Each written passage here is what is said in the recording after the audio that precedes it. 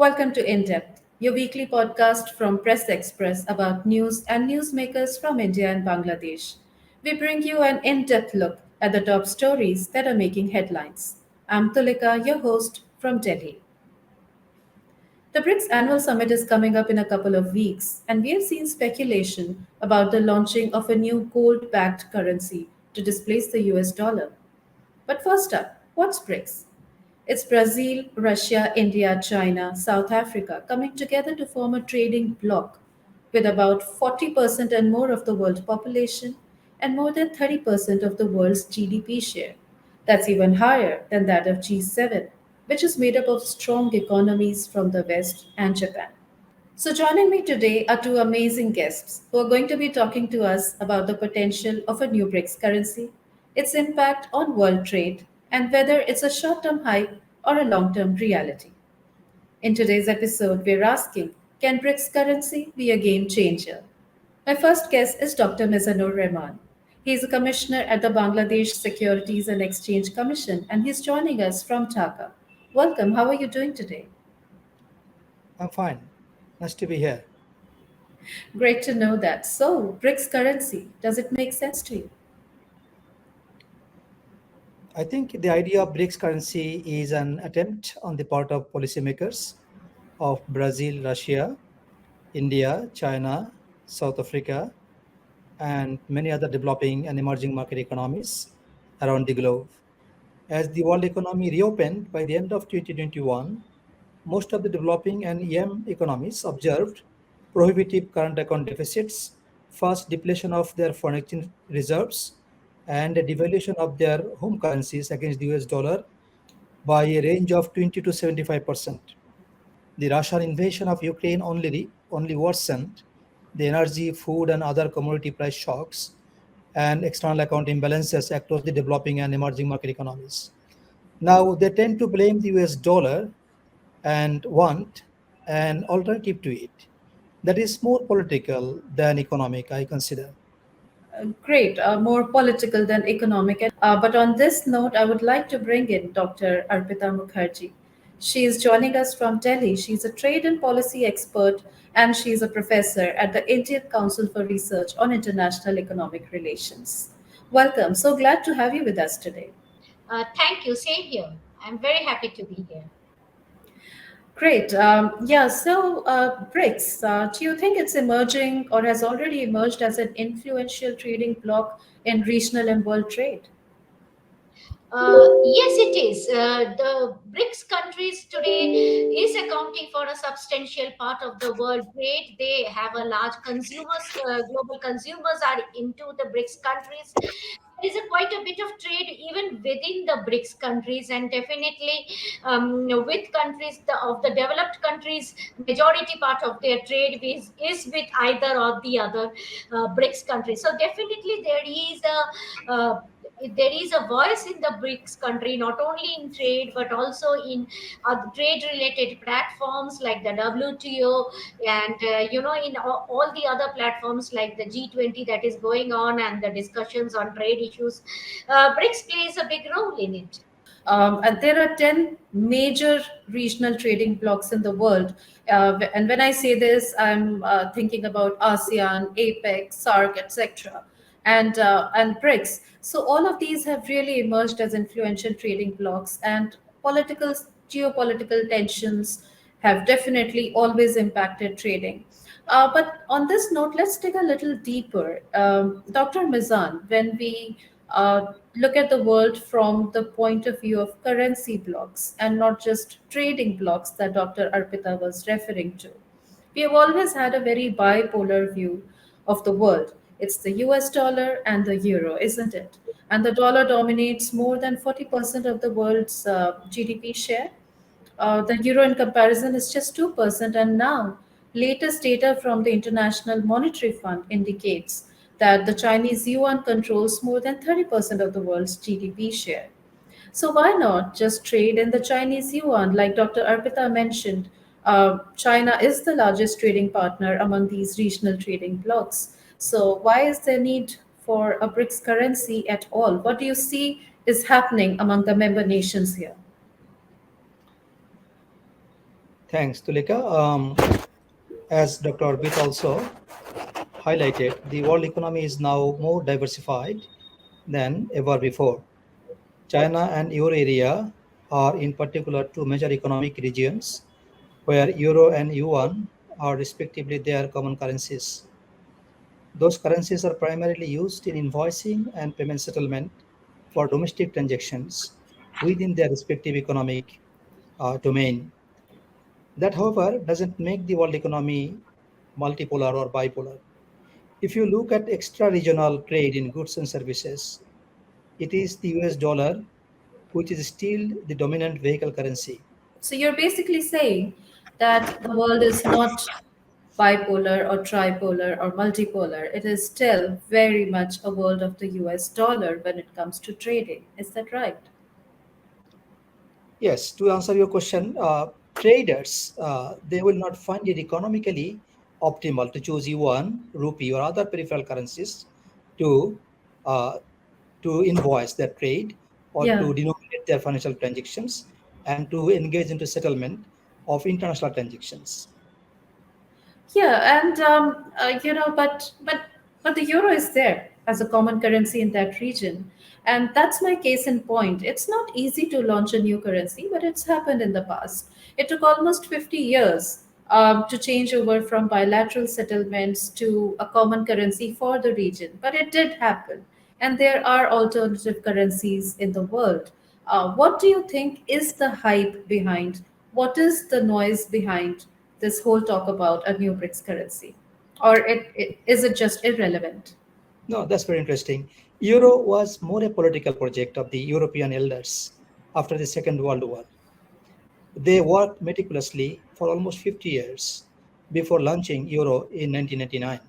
In fact, euro area politicians, had an a priori commitment to a common currency, and their economies had converged substantially over the 50-year time period. But the euro area project is not perfect. The euro project offers valuable lesson for any other economic region to think critically of a common currency. BRICS, I will talk about this BRICS economic region if it is a currency area and how they can move forward to achieving the very uh, core requirement to be a currency area. Okay, okay. So from you, I'm getting the sense that you feel that it's more of a political decision than a trading decision. And I can see that Dr. Arpita, you want to make a point here. Would you like to come in? Yeah, I see. When euro was, you have to see the concept behind the euro, very practical concept. European Union, 50% of the trade is between its member state within the EU, and then when they were trading among themselves, and every time they were moving between countries or the goods moved between, they were losing out on exchange rate. So there was an economic reason for them to actually embrace euro. And even that, when UK was the member of the European Union, UK still felt a strong domestic political will not to enter into the eurozone, in spite of the fact that 50% of its trade then was happening uh, in euro. So basically, why I'm giving you this example, because vis-a-vis that, when India talked about launching rupee trade, it did get a backing from the UK as well. So UK, Singapore, Sri Lanka, we trade in rupee with our neighbors like Nepal, Bangladesh. So you know e- now there are many countries coming up. Chinese yuan is one example. India is also coming up, and 18 countries now, after the foreign trade policy announced that we will trade in rupee, 18 countries are actually trading in rupee, and with Bangladesh also we have sent the first rupee consignment that is trading. So yeah, it's based on where you find the economic logic of not converting your currency several times, losing out on currency conversion. That's how the economic logic has to make sense, along with the political situation that exists, and with the geopolitical tensions. Countries are becoming very very possessive about their currencies, which currency should be stronger. Not only it is a war between US and China in the trade front, there is also a currency and other areas of thoughts that we Yeah, need look at.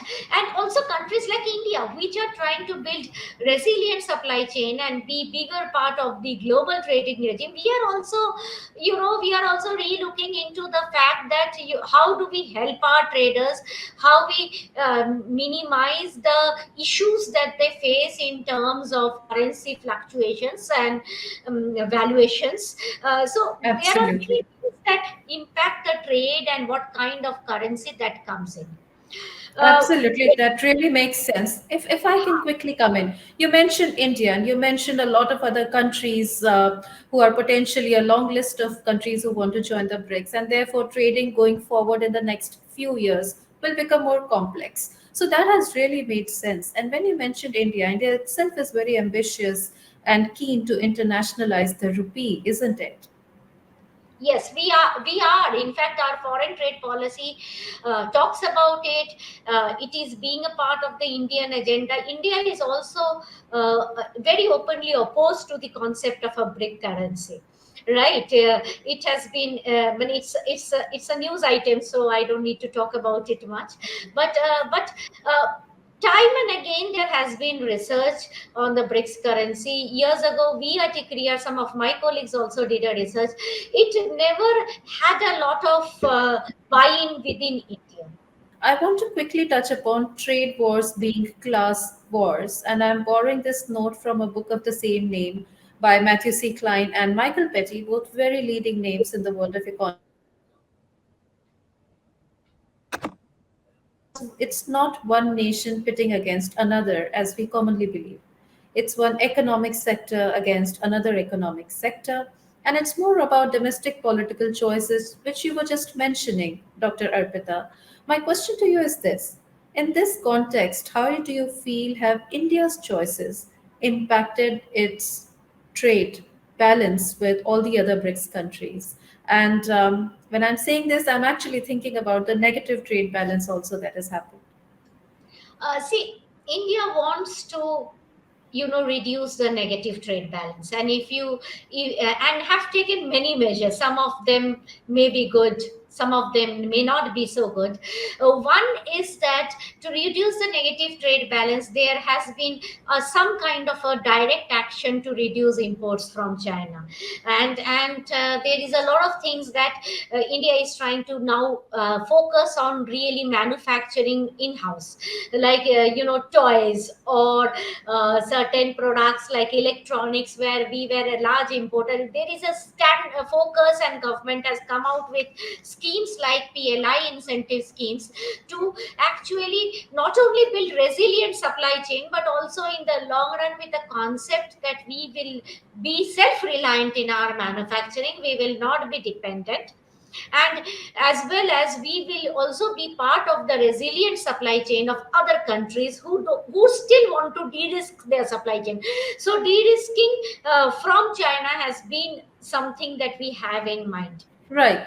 And Dr. Mizan, is it pretty much the same scenario in Bangladesh about de risking that Dr. Arpita is talking about?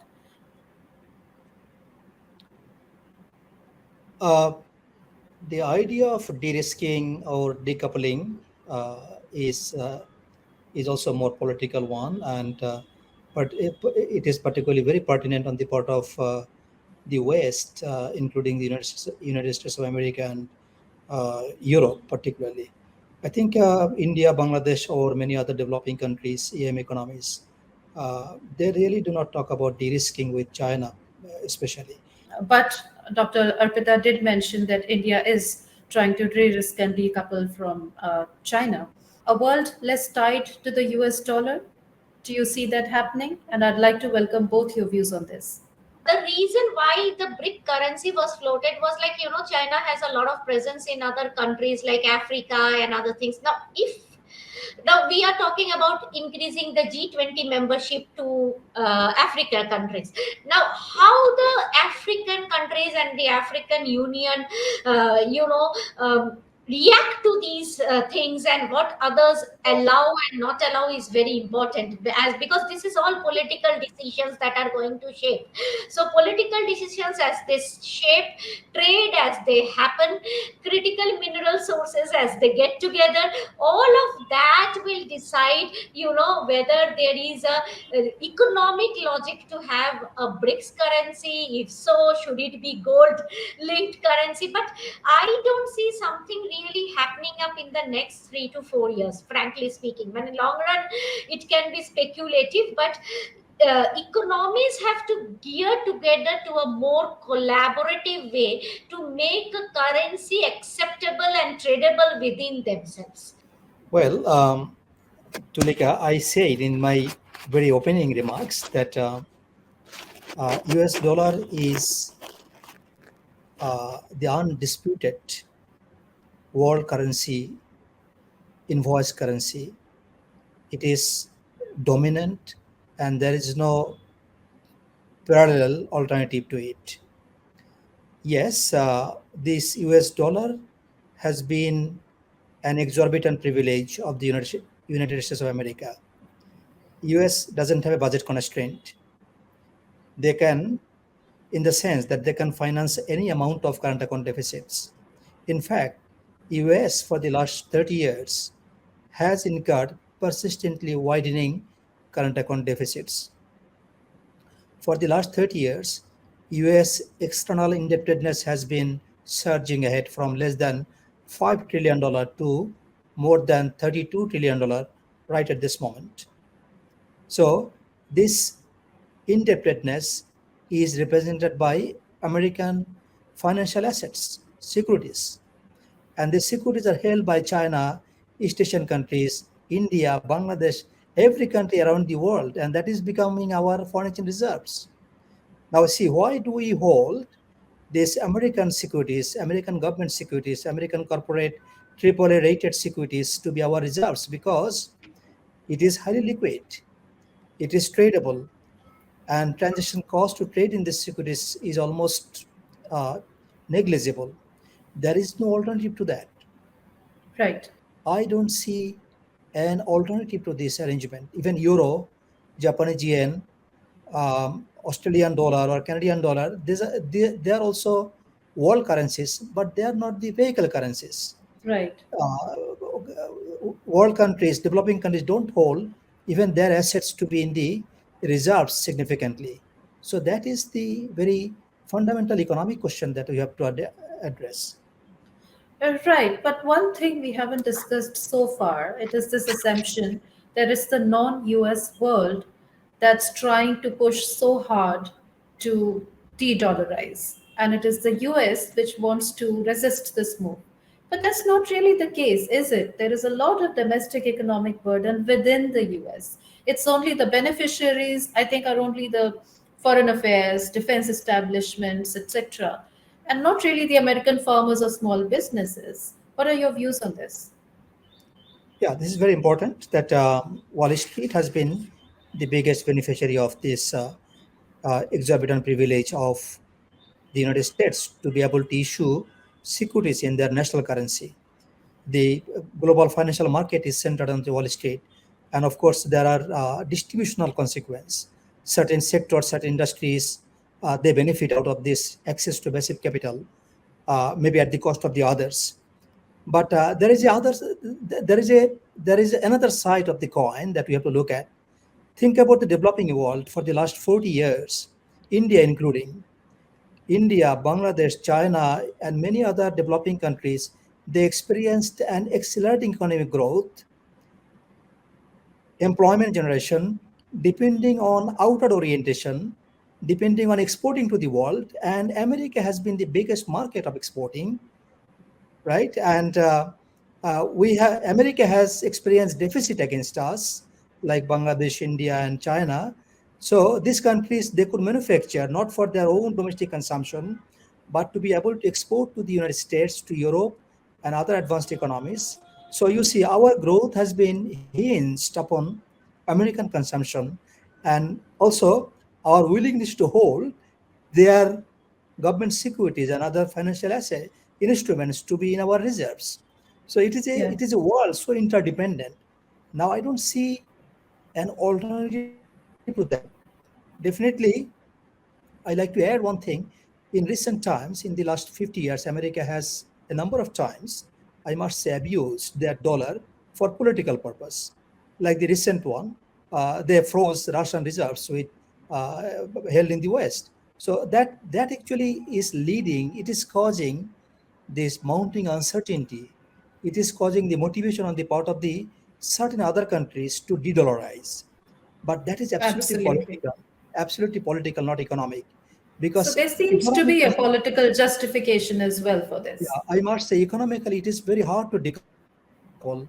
Even the so-called de-risking is also very, I'm not sure, even in the next, Orpida said in the next 3 to 5 years, I don't see that even in the next 3 to 5 years, will there be any significant de-risking from China? It will be impossible almost. What about Bangladesh? Is it ready to accept a new BRICS currency or is it too premature? Uh, this is absolutely premature for Bangladesh, being a very developing country with 160 million population and a very nascent um, export industry, and there is very significant balance of payment volatility. Bangladesh, you must have noticed that in the after 2022, Bangladesh quickly descended into balance of payment crisis because of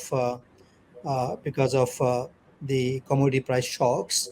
Our current account deficit turned out to be $18 billion in 2021-2022 financial year, and that continued well in the next financial year. That means 2022-2023. So our reserves, foreign exchange reserves, depleted very fast from $48 billion in August 2021, and it has now declined to $20 billion. So Bangladesh depleted more than half of its foreign exchange reserves. Our currency depreciated, devalued against dollar by more than 40% in this 18-month period. So Bangladesh has a precarious condition. Dr. Arpita, would you like to come in for a last note? No, I think at this stage, the idea of a BRICS currency is pretty premature. May I add just one comment to what Dr. Arpita Mukherjee said? The idea of bringing currency to be goal based is strange to me, because you see, BRICS countries don't have capital market convertibility. There is little capital mobility between the countries. Plus, whenever you go into a goal based fixity of exchange rates, you are losing monetary sovereignty and you are losing control over your exchange rate. And here, in this grouping, China is too large compared with anyone else. So why my very natural question: why should India forgo their monetary independence to a regional currency which is controlled by absolutely Chinese gold reserves and Chinese money supply, not by the other participants? But So I but think when you say gold, Dr. Mizan, isn't gold a more stable form for currency rather than individual currencies, which tend to fluctuate a lot and are not stable? But you see, I like to take you back to the International Monetary Order, which used to be gold based, gold standard based back in 19th century. Why it collapsed? Because it constrained. It constrained the countries to grow faster. It constrained the countries to be able to settle their international transactions better. So we cannot go back to a regime which failed to meet the international economic requirements of the nation states. So I think Okay.